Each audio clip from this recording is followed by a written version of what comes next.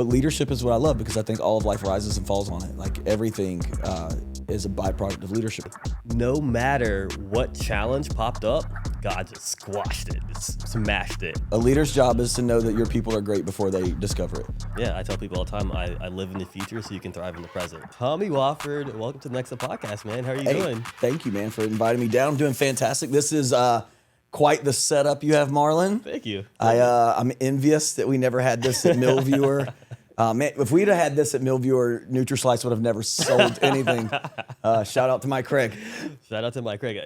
I think it would have been hilarious to have Mike Craig on this podcast. Well, that's how this all us. started, right? Like you literally text me and another random number, and I was like, who is that? I text you offline. I was like, who is that? And you were like, that's Mike Craig. Yeah. And I was like, oh man, that would be awesome. Let's get Mike down. But apparently Mike doesn't, care enough about telling his side of the story. Yeah. I don't know. But it's funny that Mike Craig sent me a text message the other day with another one of my past guests talking about being on podcasts. I'm like, dude, you're going to tease me like that? You couldn't come on my podcast, but you're going to go on his podcast? That's awesome. No, Mike's a fantastic guy. I give Mike a lot of crap because we did for so many years. But so MealViewer and Nutraslice were competitors in the menu software. Wow, I sold it for like 4 years and I forgot what it is. Yeah, online menu, web menu, digital signage. Yeah, all that whole stuff. Space. You guys were competitors head to head. Yeah, so for those of you that don't know who Mike Craig is, like you guys were actually competitors in the food service world. So you both had digital menu software, hardware, web menus, that sort of thing, and you guys used to go head to head.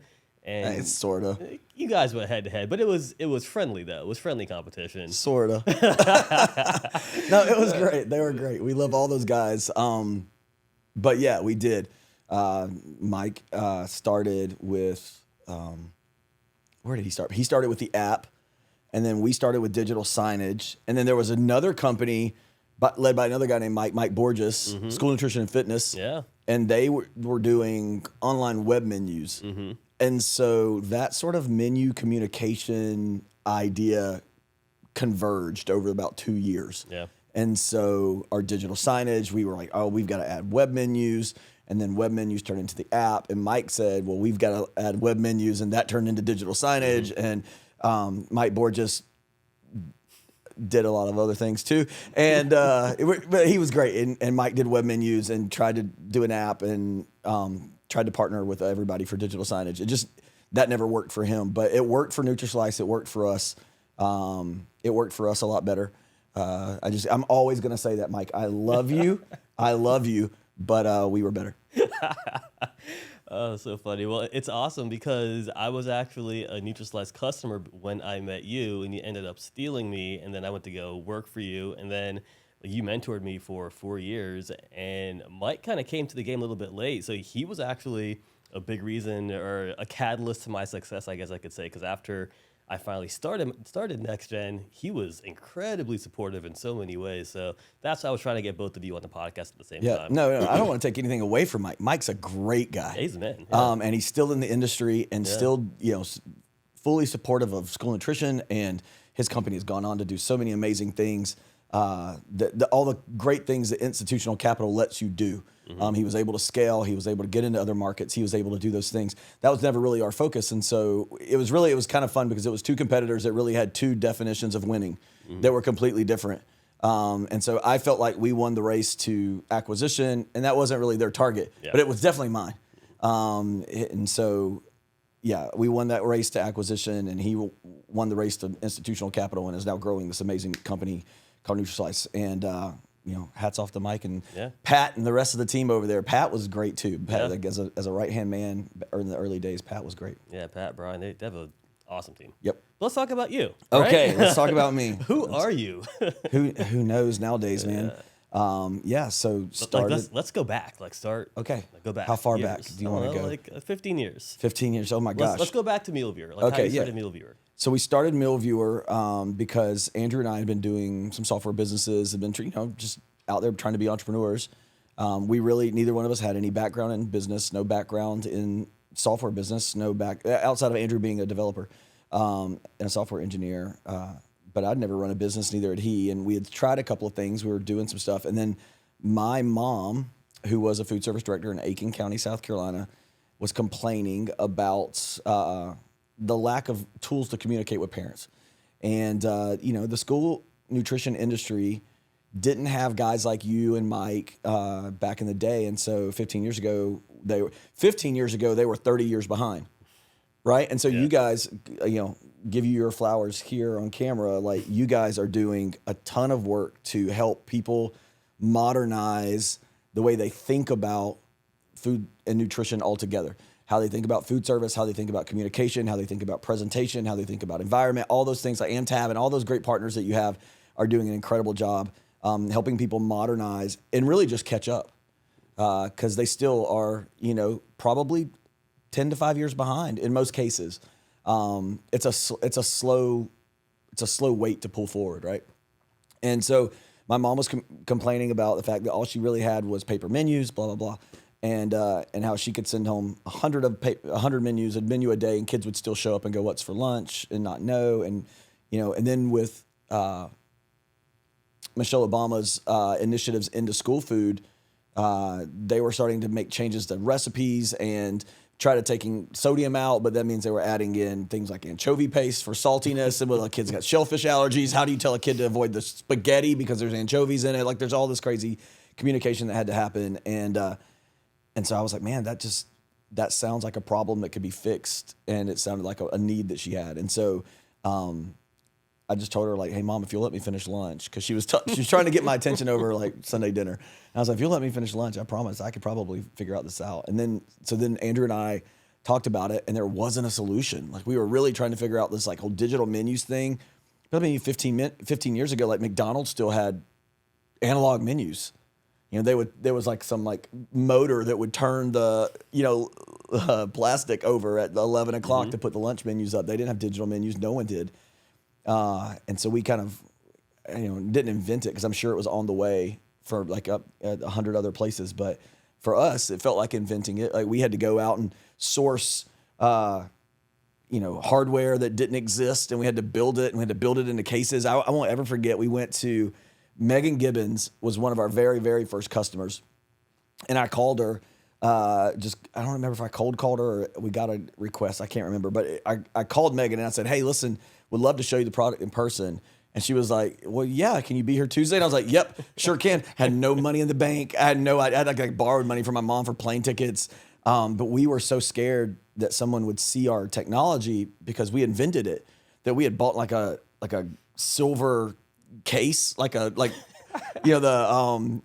the game show cases, whatever from like a briefcase. Yeah, the briefcase. So we had bought one of those, and we had we tore a computer apart so it was unrecognizable, and we're soldering into the case so that I could carry it. Was the briefcase chained to your arm too? No, but I felt like it should have been. There's a great picture on Facebook of us building that one night. But yeah, we had a buddy of ours come over with all his tools and like cut into the case and like do all this stuff. But that's how early it was. It was so early, we were scared someone would identify the technology and take it from us, which tried to happen at the South Carolina Food Show one time. Were you working for us then? No, So I call someone under our table trying to find out what computers we were using. That is crazy. Yeah, we talked about him earlier. So anyways, I won't say his name again. But yeah, so we did that, and so that's how early it was, and we felt like, man, we really have something cool here. And then we started doing digital menus really all over. And then when we finished, we had like 42 states. I mean, it was crazy. Yeah, that's wild. So we did MealViewer. We had three other businesses running at the same time. Yeah. You were there. Yeah. But yeah, we hired you. We hired my mom. I got to hire both of my parents full time. And it's the whole like, don't do business with your friends and family. But that's everyone I hired. Our entire staff, by and large, with the exception of our dev, came from friends and family, and then the dev team became friends and family. I hear a lot of people say that, don't hire friends, don't hire family. But personally, like, if you're not my friend or if you're not family, if I don't like you, I don't want to work with you, right? Yeah. But at the same time, I'm not going to hire somebody that's like, okay, my best friend Mike Mang, like, he's worked for me before, worked for me. Yeah. Doesn't work for me anymore, but he's still my best friend because we can separate being friends and being professionals. So sometimes most of the time, it's a trade-off. Me too. It's a trade-off.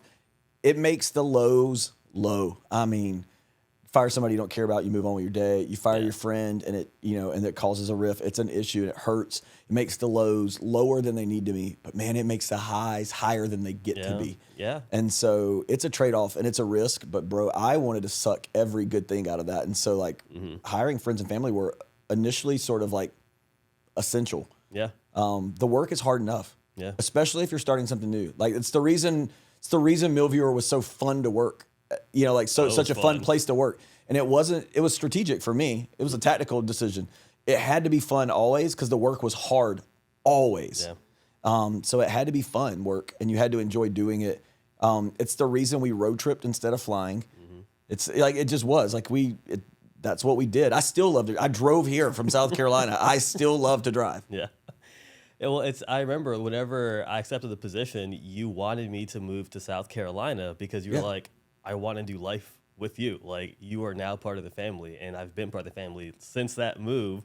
Yep. And you even you found my house in yours in Daniel's neighborhood, and I moved in. Like, we were neighbors, and we did life together, and our kids hung out. Hung out. Yeah. And I mean, that was a huge motivating factor for me to like want to outperform everybody. But it was also a qualifier for getting the job because you have to be willing to join the family. Yeah. But it was also, that was like an ethos of MealViewers, that we didn't have employees. We had family members. And I never let anybody say they were employees. And we had family meetings, not business meetings, not staff meetings. There was no staff. It was all family. Yep. It was good. And you guys made it, even before I got there, you treated me like family, and there were some challenges that I had to face to move up there, right? Like, I had to buy a new house, and my income wasn't where it should have been. And I'll never forget, like, when I approached you and the team about that, I was like, hey, I'm not going to get approved for this mortgage because, like, my income is X, right? And not that it was low or anything. It was just I had crappy credit. So you guys actually did whatever needed to be done to enable me to move up, and it was absolutely awesome. But it was a good call on our part. You were great. So we knew. I knew. Something said this guy's going to be the guy. But no, it was great. And you knew I was great before I knew I was great. Yeah, that's a leader's job. Yeah, a leader's job is to know that your people are great before they discover it. Yeah. It also makes it, if you can develop that skill, it makes it super easy to get great people before anybody else.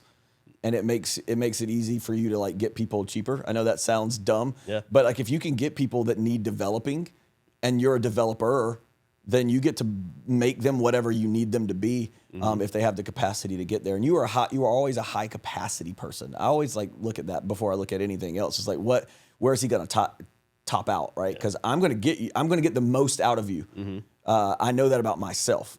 You look at everybody we ever hired. Like I feel like me and Andrew got the most out of everyone. And you knew to push my buttons too. Yeah, obviously. But a lot of that was also qualifying you before I hired you because I only operate one way. Like I know my framework. Like I told you last night, I'm a frameworks guy. I stay inside of what works for me. And I'm if you do Enneagram, if you're into that like weird Enneagram stuff, I'm a 3.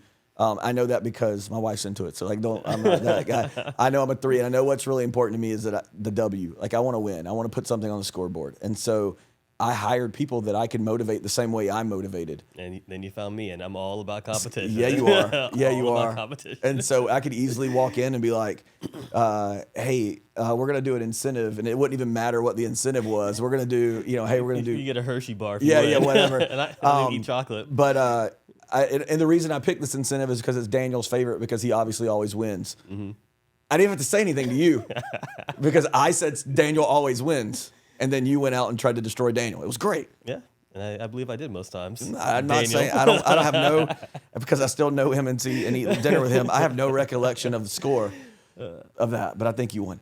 So it was good. Yeah, it was amazing. So what point in the MealViewer journey were you guys at when we crossed paths at that Daytona conference in Florida? Which was we were really early on. I mean, you were higher. I mean, you were under 10.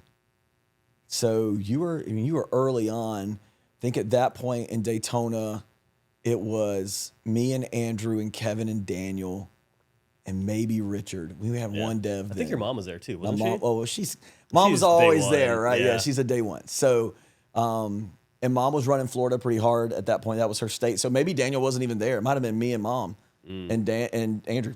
But it was early enough that Andrew was still doing trade shows. Oh, yeah. So that's how I mark it, by like when Andrew said, I'm going to be in the office from now on. Yeah. Because people aren't his thing, Yeah. right? Like he was there to talk to guys like you, like the IT guys. But then once we really understood what we were doing and got the tech down, he could step away and go run the dev team. And that was work.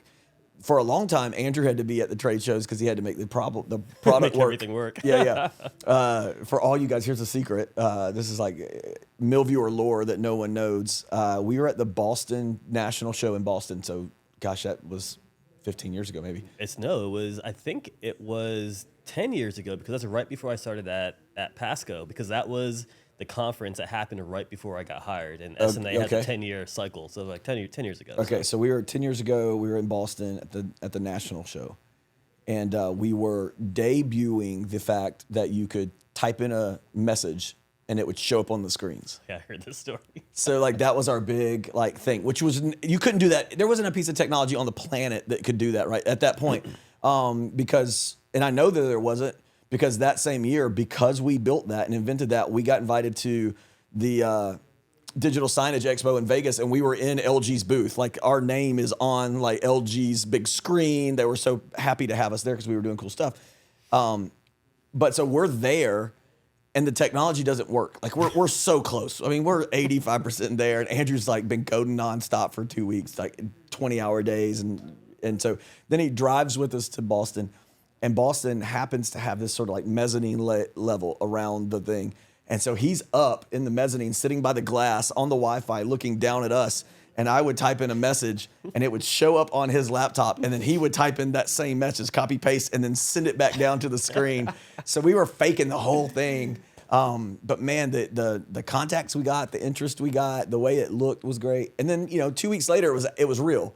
We were just 2 weeks short of it being real, and so we faked the entire thing for the whole show. That's hilarious. Yeah, I was sweating bullets the whole time, man, because the Wi-Fi was sketchy and it would go in and out, and it was really our first national show as a company. We had put, nobody knows this because we try to we're like, oh yeah, everything's fine all the time, right? Mm-hmm. But every dime we had was in that, man. We were staying at budget places. We drove. Yeah. From South Carolina to Boston in Andrew's pickup truck with Daniel, and my mom was there as a director still. Like she wasn't even on staff yet. Mm-hmm. And it was a wild thing to try to pull off. And it was just like the whole time, like we're gonna get found out somehow. Some guy's gonna come talk to Andrew and he's not gonna be paying attention, and then it's not gonna work. But man, we managed to get through those 3 days. It was awesome. Tenacity, belief. You do what you have to do, man. Sometimes. Yeah. But yeah, those early days were the most fun. Yeah. Because, I mean, we were exhausted, emotionally exhausted, just depleted. And there's these moments of grace where, like, you get these, like, cool, like, look-back moments. And so Andrew and Daniel and me sitting at this little restaurant on the pier across the street from the convention center. The last night, we take our last, $80 and we go buy steaks. And we're getting steak dinners. Because we did it, and we had sold. Like, I had sold through on that show. Like, I made actual deals. So we had money coming in. I was like, yes. So we went and got steaks, and we're sitting out on the thing. And one of my favorite artists is Sarah Bareilles, and she's playing a show at the amphitheater out on the harbor. And you can just hear Sarah singing over the water, come bouncing over the water. And we're out on this outside patio. And Daniel looks over, and I'm like half asleep. I'm just in my chair. Steak juice drooling down my mouth, listening to Sarah. It was the best day. Yeah. It was so good. It's like you made it. It felt like we made it. It felt like we made it. It was like we did it. We got through it. You got past level 1, not on to level 2. Yeah, new boss. New boss. Knew somebody else to fight at the end of that one too. Yeah, but it was funny because whenever we first met, it was like, I want to sound corny, but it's kind of magical. It was. No, you texted me. You're like, hey, I found some like leadership stuff that you were teaching online on YouTube, and like if there's any way that I could ever be a part of what you're doing, I'd love to. And I was like, bro, come work for me. Yeah. And you were like, really? And I was like, yeah, as long as you move to South Carolina, you're in. Well, I'm talking about like even before that. So like when I saw you at the conference, because I was a bow tie guy. So someone called me out and they're like, you can't pull off a bow tie. So I'm like, all right, fine, I'm gonna wear a bow tie every day to work at Pasco. And I did. And nobody wore bow ties except for my superintendent until I met you. And I saw you across the hall, and I was like, all right, I gotta talk to this guy. Yep. No, we always had a little gimmick. We had something extra. Yeah. We were always the fun booth. We always played music. Music. It had nothing to do with what we were doing. I tell people all the time, play music in your booth. Like, there's nothing better than doing a Cupid Shuffle with attendees at a conference in your booth. No, and it draws everybody there. Yeah. Like, you want to get 30 people in your booth immediately, start doing the cha-cha slide. Yeah. The Cupid Shuffle wins every time. Oh, it Or does. the wobble. The The wobble. God, I've seen so many lunch ladies wobble. The It's in my wobble. dreams. I don't know if I should say Good that out loud. That sounded weird. No, I've seen too many lunch lady wobbles in my day. But no, that's the jam. You throw that on in a booth, and it's just like all of a sudden you're magic. Yeah. We had socks. We gave away socks. Yeah. But they were every year we changed the socks, and I still still wear mine. MealViewer socks. Yes. And I forgot who it was, but someone texted me the other day a picture of them wearing MealViewer socks that I gave them. Yeah, it was a Like thing. It 6 was years like, ago. and then every year you came to get the new pair of socks. Yeah. Yeah. And it became like a keepsake of the thing. Like we had really good ideas from a marketing standpoint. We had really good ideas. So I'm gonna give you some flowers. The whole shoe idea, like everybody knows, I love my NxtGen shoes, right? Yeah, I don't have a pair yet. That's all I'm saying. I'm working on. Hey, I never got my MealViewer shoes either. You don't have MealViewer shoes? I never got MealViewer shoes because you guys had just stopped doing them, and you had one pair left, but it wasn't my size. Oh. But I did get the sweet bag. I got the crossbody bag, and I got everything else MealViewer. All right, we're gonna find you some MealViewer shoes. Go back and make some. Yeah, it's easy. Done. Yeah, but it was funny. So I met you at the trade show. I reached out to you because I thought what you were doing was cool. I just felt like there was I needed to be around you. Like I didn't know who I was meant to become or what I needed to get to where I wanted to go. But God told me it was you, so I followed you.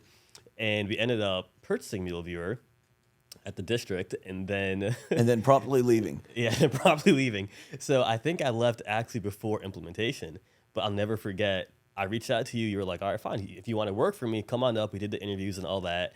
And then, but you were like, you cannot leave until you get the okay from Julie, which was the director at the time. Well, yeah, for sure. Yeah. It was a lot of things for there. One, leaders respect leaders. Mm-hmm. If you find a leader that doesn't have respect for another leader, don't follow that guy. Yeah. That guy's gonna lead you down the wrong road. Like you're not gonna learn anything valuable. Like as much as we made Nutraslice an enemy, and we can talk about that because that's just part of my framework. I always had so much respect for Mike. Yeah. You could be honest. I never said a cross word about Mike in the office in private. Mm-hmm. Like I have so much respect for what they do. Pat, when in the height of our Daniel and I we drove again from South Carolina to Salt Lake City, Utah. But on the way, we stopped and had dinner with Pat and his wife. They ate with us in Athens when we did the Georgia show. We were friends with these people, real relationships. Pat and Megan are great. And so I always respect leaders, right? Mm. And so I had a lot of admiration for Julie. She was fantastic. And then when I met Julie's team, it was like you and Amanda and the rest of the crew there. And I was like, oh man, look how great her team is. She must be a great leader. Yeah. And so it was like, no, until you talk to her, I can't say yes. Yeah. Because I'm going to give her the respect that she deserves. The second part of that is I didn't want anybody, when you don't want to ever throw shade at a leader, even accidentally, and I didn't want anybody to say, oh, well, Marlon got this deal done because he is getting a job, anything like that. It was like, no. When Julie says it's okay, this has to be all out in front. It has to be very above board, all those things. And then once you left before, like you said, before implementation, so that could have sunk the deal. Yeah. But I didn't want you to leave after because it would have looked shady. Yeah. So it was like, no, you come on, let Julie know, we're going to hire you. And then if they still want to do business with us, great. And if they don't, whatever. I was willing to give up that piece of business to get you because I knew it was going to, it'd be that piece of business plus 100 more, which it turned into. And it wasn't just implementation for MealViewer. It was front of house software, back of house software. It was everything. And so I've always been introverted, and I still am. People don't believe me, but I'm an extroverted introvert, right? Yeah. But Julie allowed me to grow into learning that I am extroverted, right? Mm-hmm. So I would always tease her and joke with her and stuff. And whenever I went into the office to tell her about my opportunity, I walk in and I close the door, right? And immediately she's like, oh my gosh, what now, Marlon, right? Just joking around, right? And I'm like, well, I was offered a job. So you know those guys that are trying to sell us things. Yeah. I was like, but I would never leave you in this position. Like, I want to finish my implementation first and then accept the job afterwards. And she was like, Marlon, she was like, I know Tommy and I know this company and I know the opportunity that is ahead of you. And she was like, you need to do this. She was like, we will be fine. We will figure it out. She was like, as a leader, like, you have to learn to let people go. And she did. Like, she encouraged me, and not because she wanted to get rid of me, which I teased her about. That really wasn't the case, because she was super supportive, like, throughout the whole process and even after, and helping me launch the business. Like, loved her to death. She's great.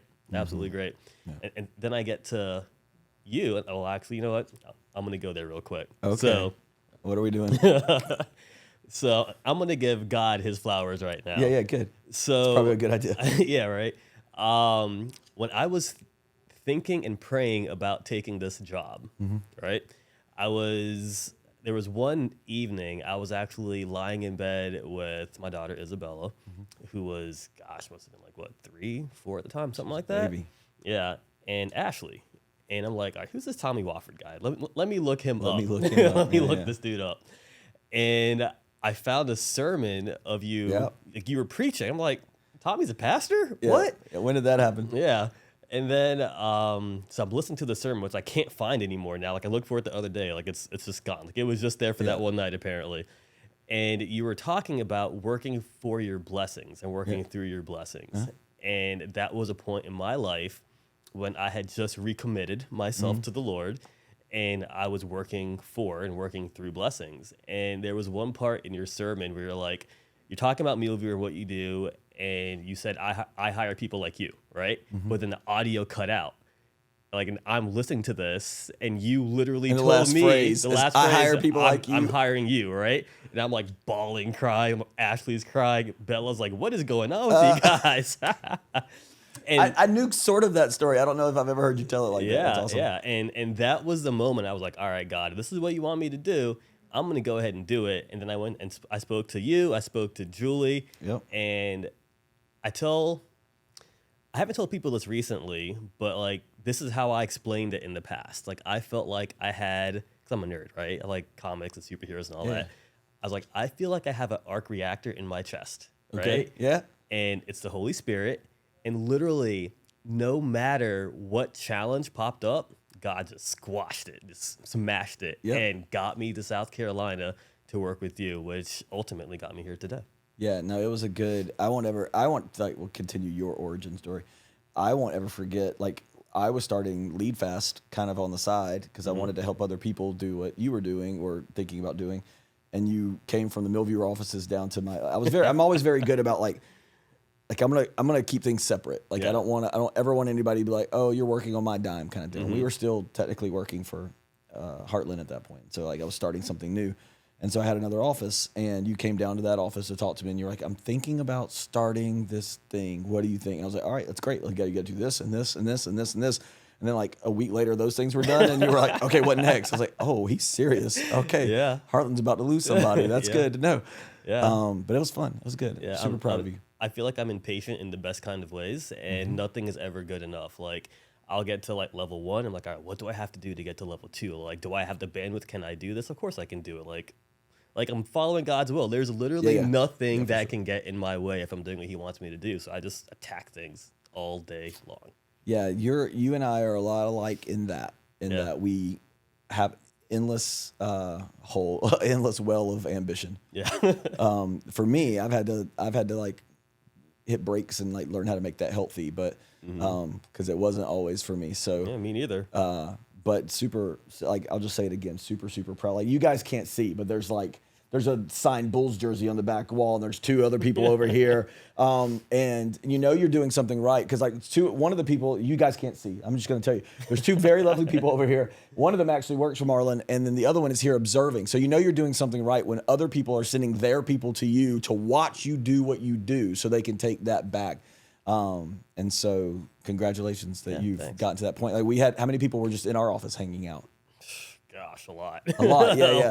A lot. We were hosting events of people that just wanted to watch what we did. Yeah. And so that's how you know. Yeah. Yeah, good times. So you asked me about the Bull jersey earlier, and I'm yeah. gonna tell you about it now. So I'm somewhat sentimental, right? Yeah. And you used to love hosting parties back in the day, and I think I picked up from that, right? So It's the best. It's the best. yeah, and it's not just a party to have fun. I mean, obviously, if we're hosting, it's going to be a great time, but it's more about networking, relationship building, and We made. That's the thing I could never understand why people didn't figure out in the food service industry. Yeah. You know how much money we made at parties? tons. You know how much money we made at other people's parties? Why they let us into their parties? Yeah, yep. It's all about networking. I will never forget. So I'll get back to the Bulls jersey. Yeah. But it was our last ANC where Heartland, because Heartland acquired, In Atlanta? you sold. Yeah. No, this is actually, no, it was Vegas. This was the Vegas ANC, right? It was the first, it was the first one. And after they that. had a policy where we weren't allowed, or they didn't allow their staff to throw big events, throw parties. Like there was no, they didn't make a budget for entertaining. At MealViewer, That was the budget. Yeah, was the budget. That was a budget. And so just like you, I don't like to follow rules, right? Like I will turn a no and find a way to make it a yes. I'm like, all right, so I have this per diem. How am I going to afford to book out this club at the top of this hotel in Las Vegas? Yeah. I forgot the name of it. I was like, you know what? I love collaborating with people, and I love, just working together, right? So I get all my industry friends together, or a bunch of them, and we just all pitch in and throw this huge party. And you said, like, we make money at these parties. I will never forget. I closed one of the largest school districts in the country at that event.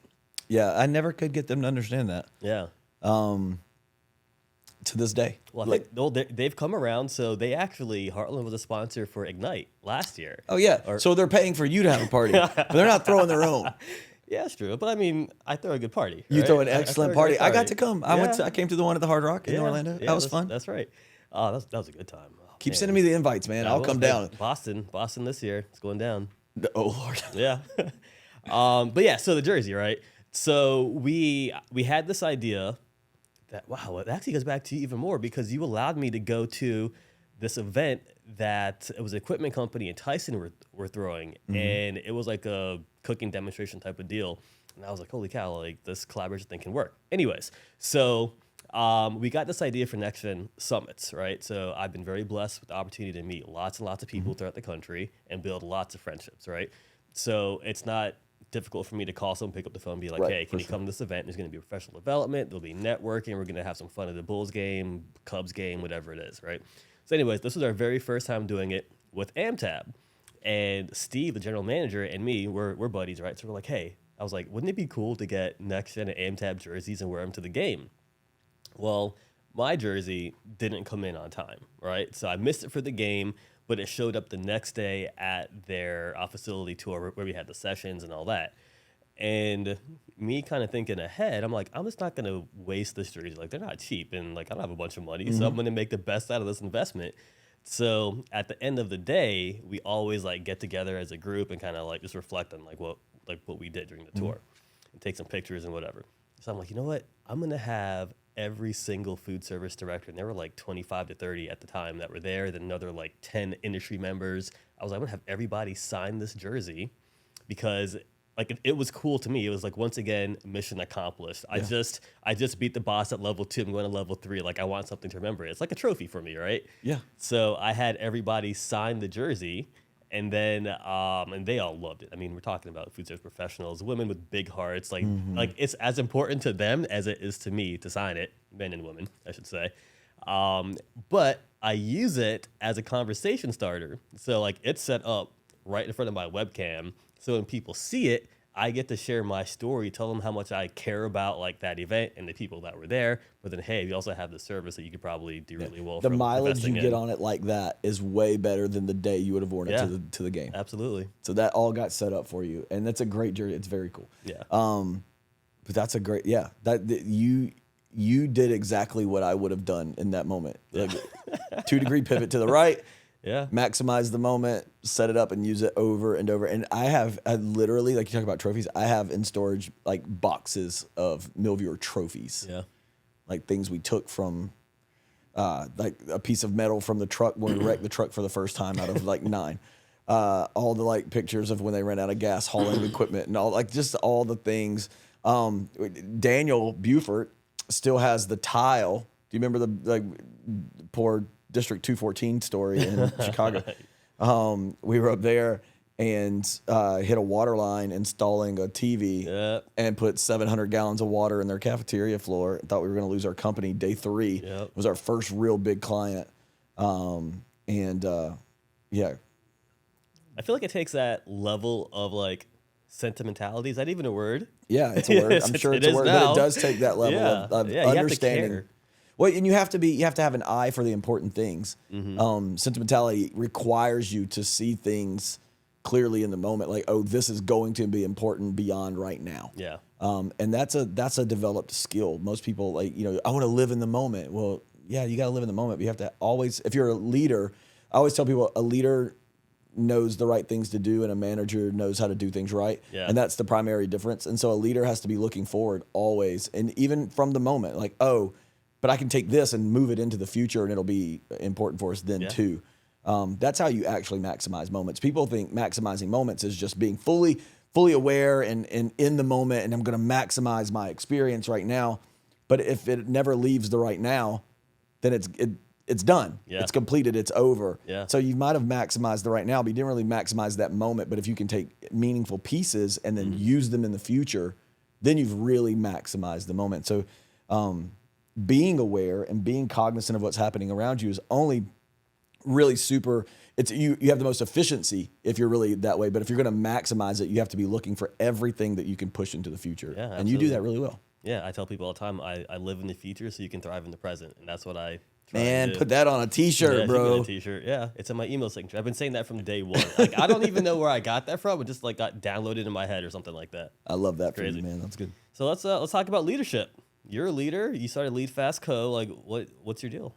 Yeah, so I get to spend a lot of my time with leaders like you, people in the private sector that are running businesses, people in the religious world that are running churches, nonprofits, all kinds of things like that. Just talking about leadership, talking about the frameworks that they need to operate within so they can, become better leaders, become good leaders. And that really is like, for me, like there are things you can do. You get people, like I'll start standing up here. So like jack up your camera angle. Don't want to lose focus here. Yeah. So I'll sit back. He's got those fancy lenses. lenses. Yeah, the cine lenses now. So I got to stay in the same spot. But you get people like talking about the thing they love and they start jittering and moving around. Yeah. But leadership is what I love because I think all of life rises and falls on it. Like everything is a byproduct of leadership. Culture is a byproduct of leadership. You can have bad companies have bad cultures, organizations, food service programs have bad culture. It's always a matter of bad leadership because your culture is a byproduct of what you're willing to tolerate. And so, like I think it's John Maxwell said this. He said, you don't succeed to the level of your hopes and dreams. You fall to the level of your systems. And so I'm a big proponent of like, if you don't have the right frameworks, like you're shot from the beginning, right? Yeah. If you're trying to figure out what leadership is or lean on your own charisma is not leadership. Yeah. Charisma can help people follow you, but it's not actually leadership. And so, so we help like organizations define what leadership is. I think it's only ever two things. And so then we talk about what happens in their organization and that kind of stuff. So it's been good. It's been a lot of fun. So what is your framework? So all right. Give So me some nuggets. I'll tell you what leadership is. So leadership is only ever two things. And I did this week. I spent the last 4 days in Tennessee with a group of 30 people walking through all the leadership frameworks. And so I went around the room. There were 30 people staring at me, and I was like, "Hey guys, so let me ask you, what is leadership? And give me one word." And I got 29 answers. Leadership is service. Leadership is like going first. Leadership is knowing what to do. Like all the things. Or leadership is telling people what to do. Sometimes people like to define it that way. And none of those things. Because is everybody that tells people what to do a leader? No. And is everybody that goes first a leader? Always. Is everybody that goes first a leader? No. Sometimes the kid that gets to go first in line is just the kid that his name's on the chart that day. That kid's not a leader. Somebody put him in first place. Yeah. Is everybody that wins a leader? No, because we have participation trophies. And is everybody that serves a leader? Is every servant a leader? No. Sometimes servants are just servants. Mm-hmm. And God bless them. Like we need them. Like they're crucial, but they're not leaders. So because true is true always, and those things aren't always true, they can't be true. They can be characteristics, but they're not actually like the foundational truths about leadership. So this is what I think leadership is. Foundationally, always, only ever two things, right? So leadership at its core is providing someone an opportunity and giving someone empowerment. right? So, and then opportunity is really simple because we all know what that is, right? That's a chance to go do something. Yeah. And, another great way to say opportunity is expectation. So having an expectation of someone, giving them an opportunity, but empowerment sometimes gets caught up because it's a buzzword. It's in our lexicon and people use it 12 different ways. Yeah. But again, defining it just by asking what it is and going, are all those things true always? Well, no. So here's what I think empowerment is always. It's only ever two things. It's authority plus instruction. If I tell you what to do and then I give you authority, then I've empowered you to do it. Yeah. And then if I give you an opportunity to go do that thing, if you know how to do it and you have the authority to do it, and then I provide you an opportunity, I've just led you. Yeah. Gosh, we could do a whole podcast just on for sure. just on that. Yeah. Right? Because like as a leader, knowing who to give the right opportunities to, and then empowering, like trusting them to do the things, like delegating to them, and then like not having emotions about it. Because I know one thing as a leader, you need to hire people that are smarter than you, which is what I do all the time. Like one of them is sitting back there right now, right? So like I have to be okay with her being better than me at all these things as a leader if I expect to grow as a company and personally, professionally, and expect her to grow too. Yeah. So if you're a leader and you're dealing with like you're frustrated with your people all the time, then it's probably because you gave them instruction and no authority. Yeah. Because like, or you have frustrated people. That's the most common. If you go, my people just seem frustrated all the time. It's because they know what to do, but haven't been given the authority to do. Yeah. And they see the opportunity to do, and they want to go do, but you haven't let them go do. Like instruction minus authority always breeds frustration. Yeah. But if you're a leader and you're dealing with incompetence, that's authority minus instruction. Because if you give someone the ability to go do and don't tell them what to do, they'll just go do. Yeah. And then you didn't get what you wanted done because you didn't tell them what to do. That's on you. Their incompetence is not their fault, it's yours. And so if you understand, like, okay, so empowerment is authority and instruction, and then you give someone the opportunity, well, then you're only dealing with two things, right? And so two things are fun because when you only deal with two parameters, you can graph it. And so like the big nerd, so we'll get into the, know me well enough to know I'm a giant nerd. So if you start graphing things like on an XY axis and you go, all right, well, the Y is empowerment and the X is opportunity. And 0 is the bottom corner. You run it to any number as long as they're even. So 100, 0 to 100, 0 to 100. And you go, all right, well, if I did a survey of my people on how much opportunity I let them chase and how empowered they feel, right? And you score it. Ask your team 10 questions about each thing on a scale of 1 to 100. On a scale of 1 to 100, how empowered do you feel? Blah, blah, blah. Just ask them, how often do you get to chase new initiatives? That's an opportunity question, right? How often do you feel like you have the authority to do what you need to do in your job? That's an empowerment question. Ask them 10 questions on each 1 to 100, and then average each thing and plot it. So on an opportunity, I scored an 87, and on empowerment, I scored a 92. Yeah. Well, you're going to be in the top right quadrant, right? So great leadership, top right quadrant. Yeah. Great leadership. Yeah. If you score a 30 on opportunity and a 92, you're going to be in the top left-hand quadrant, right? So that's good leaders. And good leaders lose great people every day because like Julie, fantastic leader. You had done everything you could do at Pasco. No opportunity left. So you exited because she was highly empowering, but there was no more opportunity. And so good organizations, good leaders lose great people every day because they're not looking for the opportunity for their people to keep going and pushing and getting better at their jobs or taking on new initiatives and doing new things. So if there's an opportunity gap, you'll see really strong organizations lose their best people. Yeah. And that's when you do exit interviews and they're like, I love my boss and I love my team and man, I'm going to really miss this place. This was a great place. It really made me the person that I am. Yeah. But I'm super excited about the next challenge. That's every exit interview at a great company, right? Yeah. But if you score low on both, you're down in the bottom left-hand quadrant, right? Those are bad leaders, right? Real simple. It's very smart. So like really bad leaders are down here in the bottom 0, 0 to like whatever.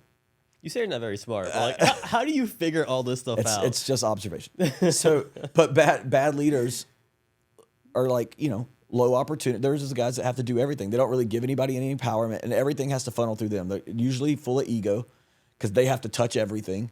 So they don't give anybody opportunity. And so like that they become the ceiling on their growth for their company. And then instead of the people being frustrated, they're not frustrated. They're coasting because there's no expectation of them, because all the expectation is because there's no opportunities. Yeah. So you get really great people and they'll get lazy and apathetic and they don't really care about your vision and all that stuff. And then you're frustrated and because you feel the weight. You know why you feel the weight? Because everything has to go through you. So like bad leaders, I see them all the time. I see them more than anything else. But the worst type of leadership is not the 0-0 guys. What is it? It's the dangerous leaders. It's the bottom right-hand quadrant. Because like I said, high opportunity, low empowerment. Opportunity is just another word for expectation. So these are the people that generate burnout. Their people feel like, oh, the weight of the world is on me, but they've not been given the authority or the right instructions to go do anything. So their leader's always on top of them about what their expectations are, but they don't have any of the tools necessary, or they haven't been told what to do. And they feel like, I don't even know what this guy expects from me, and that's true. Yeah. That's a lack of instruction. Yeah. Or he's telling us all these things that he wants done, and that's great, but we don't even have a budget. That's authority. By the way, budget is always the authority mechanism in a business. If I can't spend the money to do what you need me to do, then I don't have authority. Yep. So turn loose of the budget and let your people run a little bit. But those guys kill people. Like those people in people's careers. Like I was a promising architect and I really wanted to, this was what I was passionate about. And I got into this firm with this dangerous leader. And now I gave up on architecture because I have such a bad taste in my mouth about working for that firm. See it all the time. Yeah, all the time. Those people kill people's hopes and dreams. Yeah. I just want to smack, like dangerous leaders, I want to fight. I want to punch in the mouth. Yeah. And if I'm being candid, I spend most of my time in the top left-hand quadrant. Like, I want to be a great leader. I really, really do. And I'm really, really good at empowering people. But I love the process of doing things so much. And I'm a natural collaborator.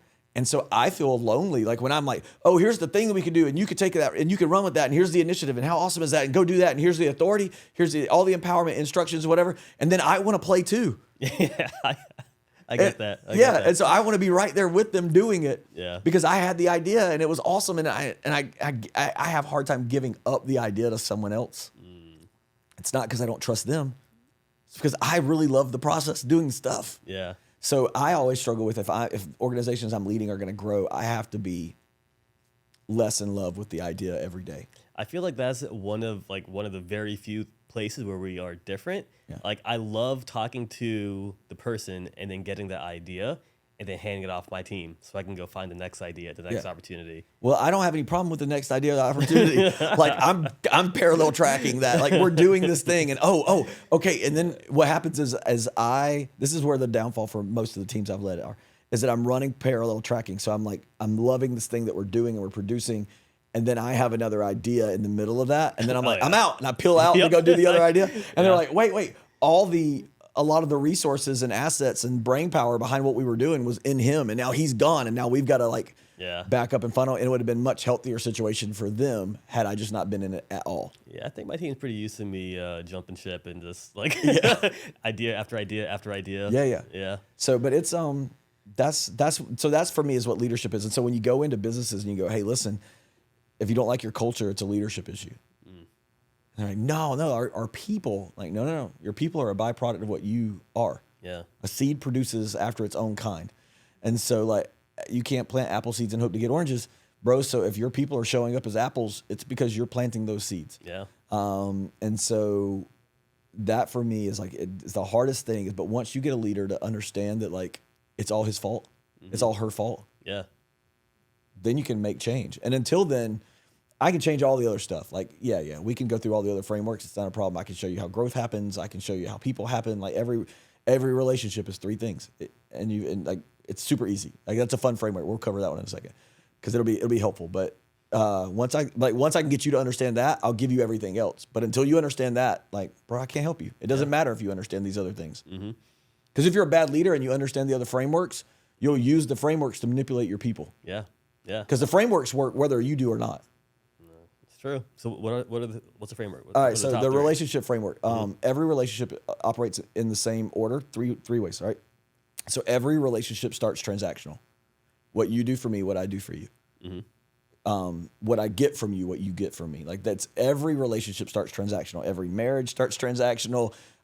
Every business every relationship starts transactional. Everything starts as a transaction of some kind. And even if it's as simple as like, oh yeah, I met Ashley's husband Marlon at the bar the other night when we were all hanging out, and dude, that dude's funny, man. I was laughing my butt off the whole time. Like, guys, joke after joke. It's like everything he said was hilarious. I want to hang out with that guy again. That's a transaction. Yeah. You had my time. You gave me your humor. And I want to continue that transaction, right? It was a trade-off. I'm going to give you more of my time so I can get more of your humor. That was funny, right? So when people don't really see the emotional aspect of things as a transaction, but it definitely is. Mm-hmm. It's definitely a transaction. When you met and saw your wife, right? Wow, she's really cute. I want to be around her more often. Yeah. So you made time to be the places where she was going to be, which was Subway next door to the EV games. Yeah, every so single day. So you ate Subway every day, right? You ate Subway every day. You pulled a Jared. I did. so that you could see Ashley, right? Yeah. So there was a trade. Mm-hmm. There was a commerce trade. Like you bought subs. I literally bought subs so that you could see this girl. So there was a transaction, and so then transaction, if it's held on to long enough, has the opportunity to turn into affection. The difference between transaction and affection is the ROI. So when and for all you like people who love people in your core and you instantly want to reject all this like logical thinking behind affection, I'm sorry, it's still true. Just because you don't like it doesn't make it false. But so the thing that moves transaction to affection is the ROI. So like when it's transactional, I'm going to maintain a relationship with you as long as I'm getting back from you something in reciprocity to what I'm getting and at a value I think worth it, right? But the moment it becomes affection, now I'm doing those things for you because the doing that for you is my ROI. So it's affection is I do things for you because the act of doing them makes me feel good. Our relationship has progressed from I don't need the transactional return from you to maintain the doing the thing for you. I know that you like it. I know that you like when I make you laugh. I know that you like when I come in every day. That now you know this guy doesn't need to eat subs 6 days a week. Yeah. He's doing this for me. He wants to see me. And now you're going in because you know she knows. And so now I'm not going to miss a day. Not because I'm not transacting anymore. Yeah. She knows I'm coming in to see her, right? I know that he thinks this is funny. And so it's like, oh, bro, I got the hilarious story to tell you. I didn't ask. The conversation didn't go there. But you know I think you're hilarious.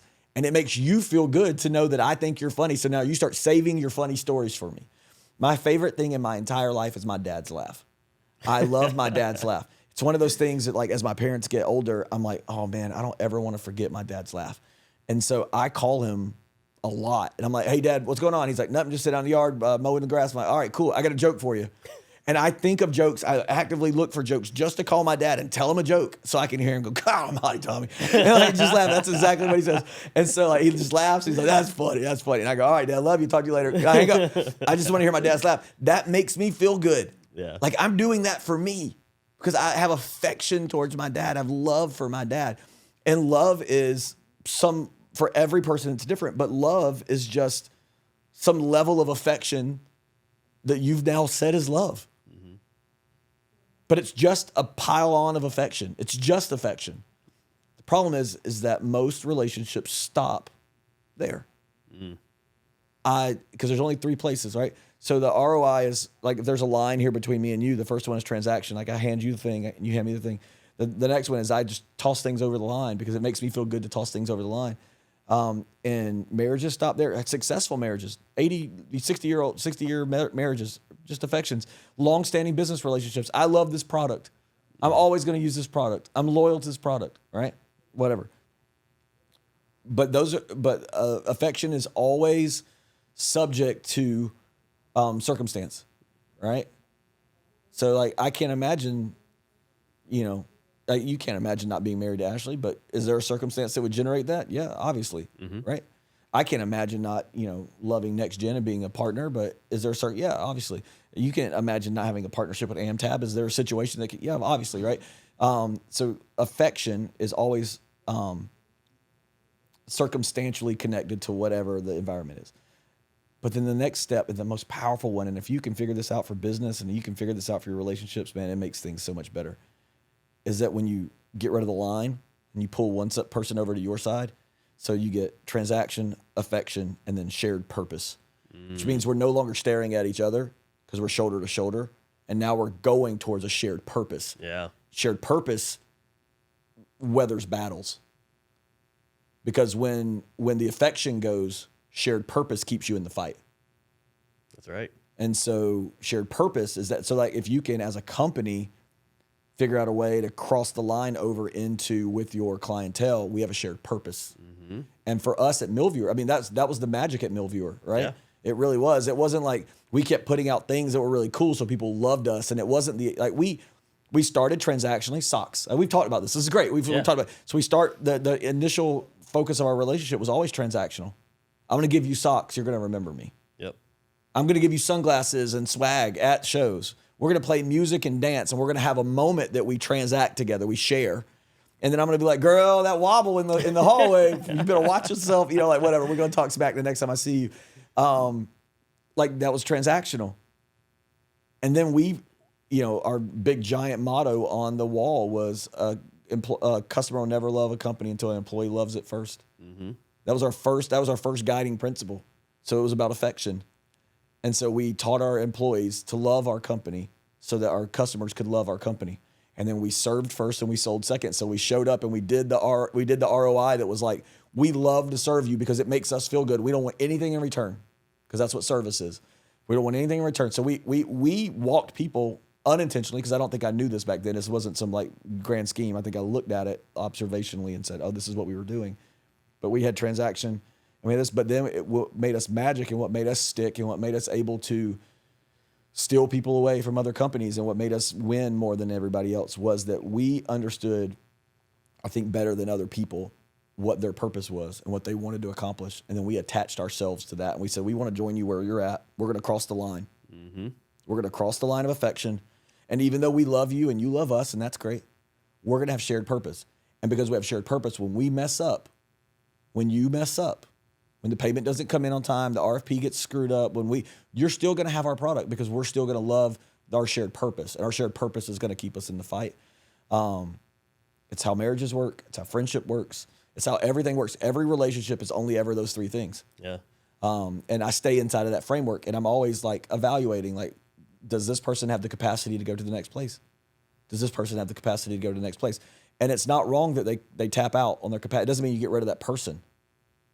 Because this isn't a either or. It's like some relationships are only ever going to be transactional, and they're going to be great, and you're going to love those. You have to know what it is. Yeah, I've got buddies that I see twice a year. We go to football games together, and they have season tickets, and they're like, "Hey, man, if you can, do this for me, let's go hang out at the Masters." I'm like, yeah, great, let's go do it. And we swap some, source resources and stuff, and then we hang out a couple of times a year. Yeah. And that's the end of it. And they're great, and I look forward to seeing those guys. Those are valuable relationships to me.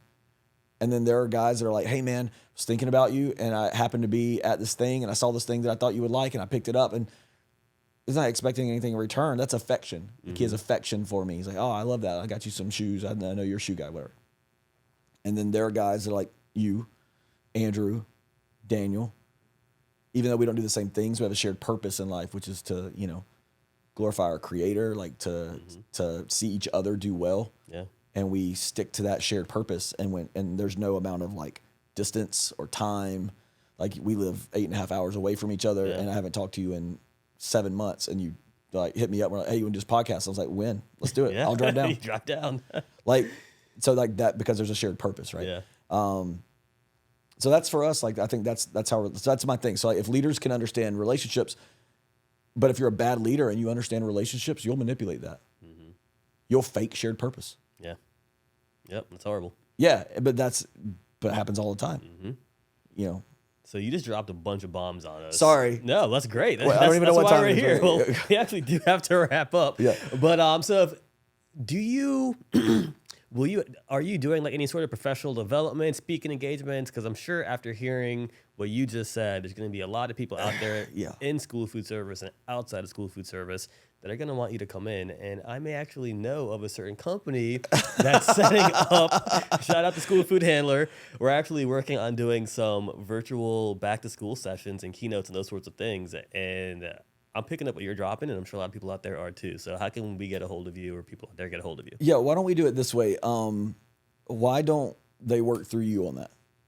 Like, it's the easiest way for me. You can always email me if you have questions, Tommy@leadfastco.com. And I love, dude, I answer emails all day long. I love it. I love talking to people, helping them fix problems and that stuff.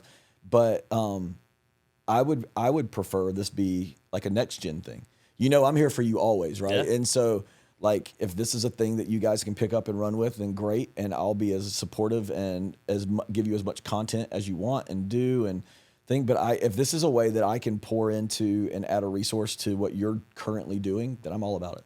All right. They share vision, right? Reach out to Marlon and the crew here at NxtGen if you want any more of these nuggets. Yeah. Well, man, thank you so much for making the drive down here. Thank you for all the support you've given me over the years, and it's always fun to hang out with you, man. Yeah, always. Kelly and I and the kids love you guys. Come back and visit more often. We will. All right. All right, man. Thanks.